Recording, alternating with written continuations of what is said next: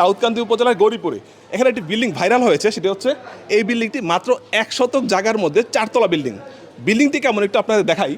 আমি যদি হাত দিয়ে গণি তাহলে 1 হাত এবং 2 হাতও ঠিক না, মানে 1.5 হাত। অনেক দূর দূরান্ত থেকে মানুষ এইখানে এসে সেলফি তুলতেছে। এটা রীতিমতো এখন ভাইরাল হয়ে গেছে। আমেরিকা নিউ ইয়র্কের টুইন টাওয়ারের মতো নাকি একটু দেখা যায় স্ট্রাকচারটা, যে কারণে এটা নামকরণ করা হয়েছে টুইন টাওয়ার। আমি আপনি হলে কিন্তু বিক্রি করে দিতাম, যে পাশে যার জায়গা আছে আমি ওনার কাছে বিক্রি করে দিলাম, উনি হয়তো মিলিয়ে নিয়ে ওনার নিজের বিল্ডিংটা গড়লো।